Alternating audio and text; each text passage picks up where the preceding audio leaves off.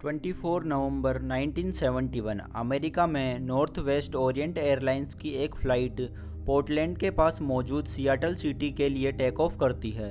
यह छोटी सी जर्नी सिर्फ 30 मिनट्स की थी और फ्लाइट में 36 पैसेंजर बैठे होते हैं। इन 36 पैसेंजर में से एक डीबी कूपर नाम का आदमी होता है। दिखने में एक सामान्य बिजनेसमैन की तरह लगने वाले डीबी कूपर ने ब्लैक सूट, टाई और ग्लासेस लगाए होते हैं और इनकी उम्र देखने में लगभग 40 साल के आसपास लगती है।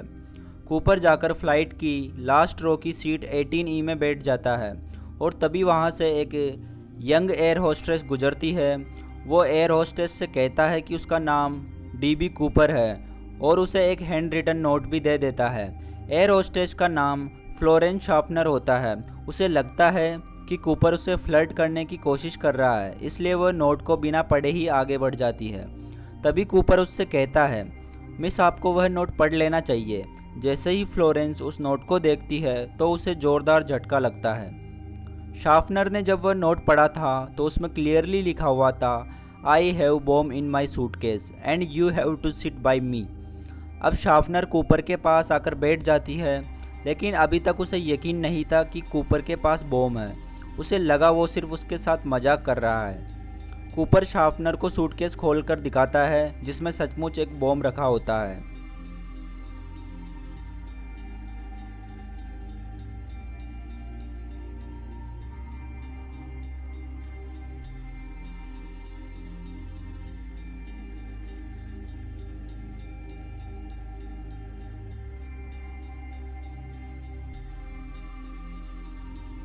और एक वार्निंग भी थी, उनमें से अगर कोई भी चालाकी करने की कोशिश करेगा तो वह प्लेन को बम से उड़ा देगा।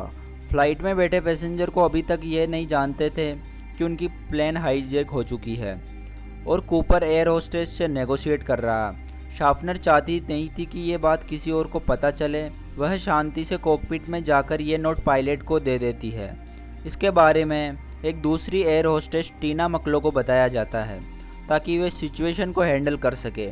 टीना जाकर कूपर के पास बैठ जाती है ताकि टीना और शार्पनर के जरिए कूपर का कांटेक्ट पायलट से बना रहे।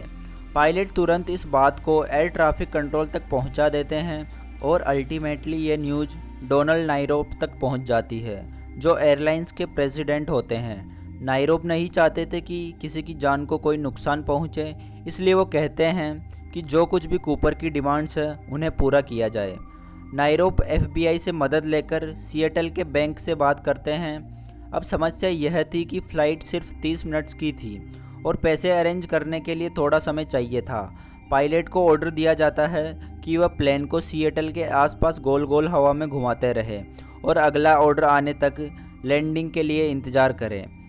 अब 3 घंटे तक फ़्लाइट हवा में चक्कर काट रही थी और पैसेंजर को कोई अंदाज़ा नहीं था कि वहाँ पर क्या हो रहा है। पायलट यह अनाउंस करते हैं कि यह माइनर टेक्निकल डिफ़िकल्टी की वजह से हो रहा है और इसे जल्दी ही ठीक कर लिया जाएगा।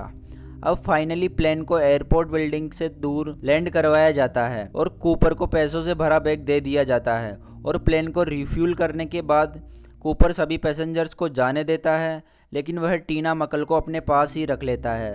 अब फ्लाइट दोबारा टेक ऑफ करती है। अब प्लेन में सिर्फ पायलट्स और कूपर के पास टीना मकल है।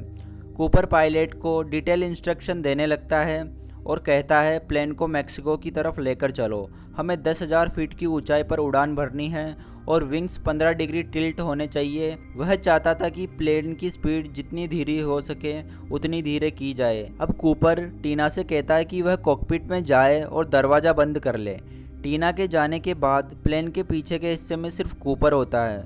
वह पैराशूट के साथ प्लेन के पीछे के स्टेल डोर को ओपन करता है और हवा में छलांग लगा देता है। कॉकपिट में किसी को नहीं पता था कि पीछे क्या हुआ है, लेकिन 8:05 पर उन्हें अचानक पता लगता है कि प्लेन के पीछे वाला हिस्सा अचानक टेल्ट हुआ। फिर वह पीछे चेक करते हैं तो उन्हें पता लगता है कि कूपर वहाँ नहीं है। पायलट प्लेन को नेवेडा के रेनॉल्ड सिटी में लैंड करवा देते हैं। पुलिस तुरंत प्लेन को अच्छी तरह से चेक करती है, लेकिन कूपर का कोई नामो निशान नहीं मिलता।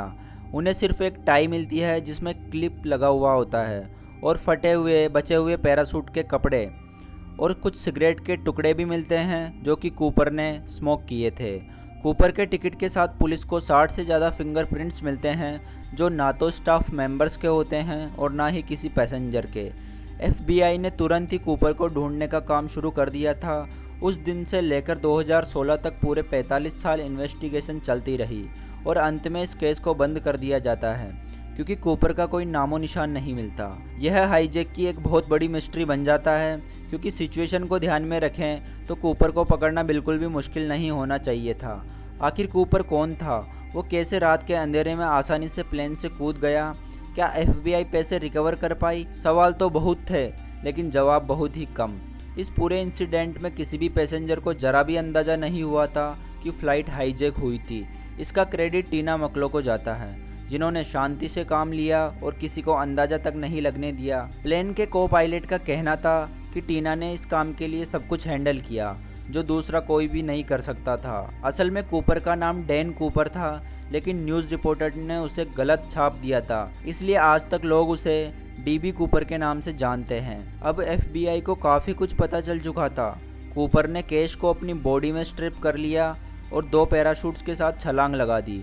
कूपर ने वाशिंगटन के साउथ वेस्ट इलाके के ऊपर से छलांग लगाई थी। उस जगह पाइन के जंगल, झीलें, कैनियंस मौजूद थे। इस इलाके में भालू भी रहते थे, जो इंसानों को मारकर खाने के लिए जाने जाते थे। पहले तो पुलिस ने अंदाज़ा लगाया कि कूपर का वहाँ से बच निकलना संभव नहीं है।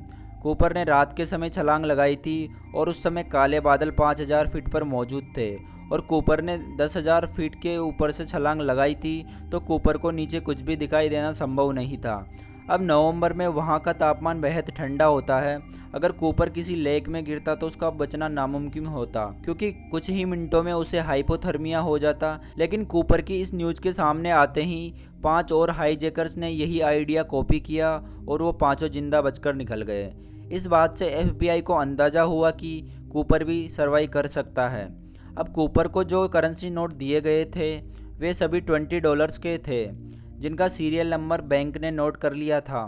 एफबीआई ने इन सीरियल नंबर्स की लिस्ट को पब्लिक कर दिया था, ताकि किसी के भी पास वह नोट आए तो एफबीआई को पता लग जाए। एफबीआई ने उस रात की कंडीशन को ध्यान में रखते हुए सारे वेरिएबल कैलकुलेट किए और अंदाज़ा लगाया कि कूपर को लेक मेरविन के आसपास लैंड किया होगा। उसके बाद एक बड़ा पेरीमीटर सेट किया गया और पुलिस डोर टू डोर जाकर घर की तलाशी भी लेने लगी थी। लेक्स में पेट्रोल बोट्स और यहाँ तक कि एक सबमरीन को भी उतार दिया गया, ताकि कूपर पानी के नीचे भी छुप ना सके। लेकिन कूपर का कहीं अता पता नहीं चला। फिर एफबीआई ने उन सीरियल नंबर की लिस्ट न्यूज़पेपर में छापी और इनाम रखा कि अगर कोई इन सीरियल नंबर के नोट को लेकर आएगा तो उसे $1000 का इनाम दिया जाएगा। यह ऑफ़र पूरे 3 साल तक चला, लेकिन एक भी करेंसी नोट नहीं मिल सका। 8 सालों के बाद यह 1979 में एक पायलट ने एफबीआई से कांटेक्ट किया। पायलट का नाम टॉम था, जो कॉन्टिनेंटल एयरलाइंस के लिए काम करता था। उस इंसिडेंट के रात उस प्लेन से 4000 फीट की ऊंचाई पर और सिर्फ 4 मिनट्स पीछे टॉम जहाज उड़ा रहे थे। उन्होंने बताया कि उस रात जो तूफान और बारिश थी वह उन्होंने अपने करियर में वैसी कभी नहीं देखी थी। उनका कहना था कि एफबीआई ने कूपर के ड्रॉप जोन को लेकर जो कैलकुलेशन की है वो 80 डिग्री से गलत थी। और टॉम ने बताया कि सर्च दरअसल वाशुंगल रिवर के ड्रेनेज एरिया में करनी चाहिए थी। कुछ महीनों बाद पता लगा कि टॉम का अंदाज़ा सही था। एक 8 साल के बच्चे को कोलंबिया रिवर के किनारे $20 के कुछ करेंसी नोट मिलते हैं और एफबीआई को पता चलता है कि ये वही करेंसी नोट्स थे। उस इलाके को सर्च करने के बाद सिर्फ $5800 ही मिल पाते हैं। अब कूपर की आइडेंटिटी पता करने के लिए एफबीआई के पास कुछ खास नहीं था। उसके पास एक टाई थी जिसमें टाई क्लिप लगी हुई थी। टाई क्लिप को इलेक्ट्रॉन माइक्रोस्कोप में देखा गया तो मेटल के कुछ कंपाउंड्स पाए गए। रिसर्चर्स ने अंदाज़ा लगाया कि कूपर किसी मेटल मैन्युफैक्चरिंग प्लांट में काम करता होगा, या यह भी संभव है कि वह फ्लाइट मैन्युफैक्चरिंग कंपनी में काम करता हो। एफबीआई ने कूपर का स्केच भी बनवाया था। पहले 2 स्केचेस को देखकर एयर होस्टेस ने कहा कि वो एक्यूरेट नहीं थे। तीसरा स्केच एक्यूरेट था। अब एफबीआई को पता लगा वो कैसा दिखता है और इसका काम क्या था। तो 800 सस्पेक्ट्स को इन्वेस्टिगेशन के घेरे में लाया गया और उनमें से 20 को सीरियसली कंसिडर किया गया था। रिचार्ड मैक्वे नाम का एक व्यक्ति से पूछताछ की गई। वो वियतनाम वॉर के आर्मी वेटरन थे। कूपर के हाईजैक के 5 महीने बाद इन्होंने एक प्लेन हाईजैक किया था, लेकिन इंसिडेंट के 2 दिन बाद ही इन्हें अरेस्ट कर लिया गया था। उन्हें 45 साल की जेल की सज़ा सुनाई गई और FBI को लगता है कि यही कूपर थे। फिर 1991 में एक बुक पब्लिश की जाती है जिसका title DB Cooper the real McCoy होता है। बुक में लिखा गया था कि जब मैक्वे के परिवार को कूपर की टाई और क्लिप्स दिखाई गई तो उन्हें कंफर्म किया कि यह मैक्वे की ही है। जब मैक्वे से यह पूछताछ की गई तो उसने कहा ना तो वह इस एलिगेशन को कंफर्म करेगा और ना ही इससे इनकार करेगा। 2 साल बाद वो जेल से भागने की कोशिश करता है और शूट आउट में मारा जाता है, लेकिन अभी भी मिस्ट्री सोल्व नहीं होती क्योंकि FBI को जानकारी मिली जब कूपर ने प्लेन हाईजैक किया उस रात मैक्वे लोग वेगस में थे। दूसरे सस्पेक्ट थे रॉबर्ट रेक्सटोरो नाम के वेटरन। इन्हें फ्रॉड, एयरक्राफ्ट थीफ्ट और ऐसे ही केसेस में कई बार अरेस्ट किया जा चुका था, लेकिन सहानुभूति की वजह से छोड़ दिया गया। टीवी प्रोड्यूसर थॉमस कोलबर्ट ने 2016 में the last master outlook book को पब्लिश किया और उन्होंने दावा किया कि असली रॉबर्ट कूपर ही है। शुरुआती इन्वेस्टिगेशन में भी रॉकस्ट्रो का नाम काफ़ी ऊपर था। उन दिनों रॉकस्ट्रो मीडिया के सामने कमेंट्स भी किया करते थे कि हो सकता है DB कूपर वही हो। 1979 में FBI ने उन्हें सस्पेक्ट लिस्ट से हटा दिया था क्योंकि उनके खिलाफ सबूत नहीं मिले थे। तो कुल मिलाकर आज भी DB कूपर का एक केस अनसॉल्व्ड मिस्ट्री है। आज के एपिसोड में बस इतना ही। वीडियो पसंद आया हो तो वीडियो को लाइक करें और कमेंट्स में अपनी राय दें। अगर आप चाहें तो हमारे चैनल को सब्सक्राइब कर लें और ऑल नोटिफिकेशंस को ऑन कर लें। हम जल्दी आपसे एक और नए एपिसोड के साथ मिलेंगे। धन्यवाद।